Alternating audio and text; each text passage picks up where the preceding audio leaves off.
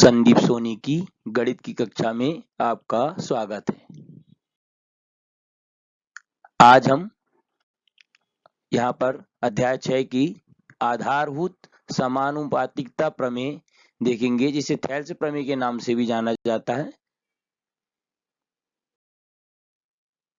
प्रमेय है कि यदि किसी त्रिभुज की एक भुजा के समांतर अन्य दो भुजाओं को भिन्न भिन्न बिंदुओं पर प्रतिच्छेद करने के लिए एक रेखा खींची जाए तो ये अन्य दो भुजाएं एक ही अनुपात में विभाजित हो जाती हैं। या हम इस प्रमेय को इस प्रकार भी लिख सकते हैं कम शब्दों में कि किसी त्रिभुज की एक भुजा के समांतर खींची गई रेखा अन्य दो भुजाओं को समान अनुपात में विभाजित करती है। ये हमें दिया है, सबसे पहले एक त्रिभुज है ABC, मानिए हम इसे लिखेंगे, दिया है एक त्रिभुज ABC जिसमें भुजा BC के समांतर खींची गई एक रेखा अन्य दो भुजाओं AB और AC को क्रमशः बिंदु D और E पर काटती है।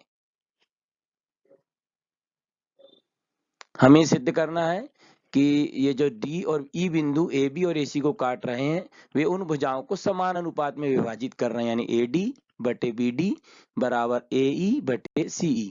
ये अनुपात आपस में बराबर है, ये सिद्ध करना है। हमें रचना करनी पड़ेगी। हमें सबसे पहले तो B और E तथा C और D को मिलाइए तथा DM लंब AC एवं EN लंब AB खींचना है, यानी B और E तथा C और D को मिलाइए तथा DM लंब AC और EN लंब AB खींचिए। ये रचना है हमारी। उपपत्ति देंगे अब हम।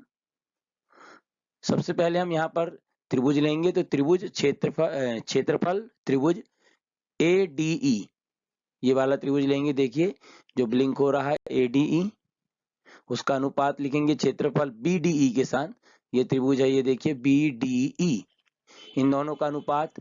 और चूंकि त्रिभुज के क्षेत्रफल का सूत्र हमें ज्ञात है कि त्रिभुज का क्षेत्रफल बराबर होता है 1/2 आधार गुणित ऊंचाई। तो यहाँ पर ADE में AD आधार यदि हम लेते हैं तो उसकी संगत ऊंचाई हो जाएगी यहाँ पर EN।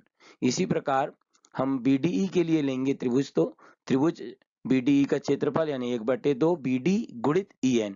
ये BD है उसका आधार और EN है उसकी संगत ऊंचाई।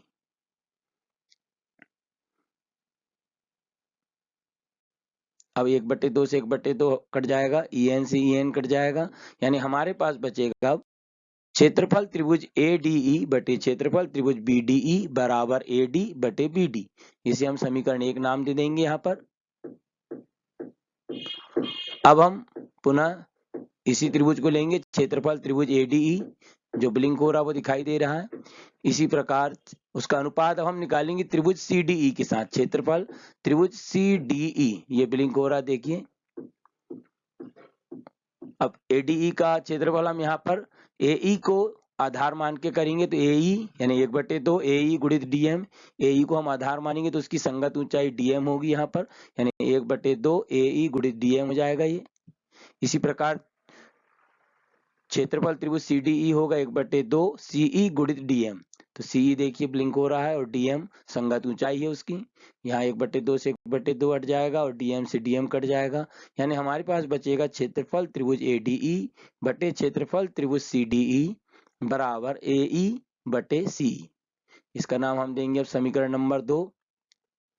अब त्रिभुज BDE और CDE एक ही आधार यानी DE और दो समांतर रेखाओं माने DE और BC के बीच में स्थित है। और कक्षा 9वीं में हमने पढ़ा था कि हमें ज्ञात है कि एक ही आधार और दो समानांतर रेखाओं के बीच स्थित त्रिभुजों के क्षेत्रफल बराबर होते हैं। ये हमने कक्षा 9वीं में पढ़ा हुआ है। तो ये दोनों त्रिभुज जो एक ही आधार या DE पर बने हैं और दोनों समांतर रेखाओं यानी DE और BC के बीच में बने हैं, तो इनका क्षेत्रफल आपस में बराबर हो, माने यहाँ हो जाएगा हमारे पास क्षेत्रफल त्रिभुज BDE बराबर क्षेत्रफल त्रिभुज CDE, समीकरण नंबर 3।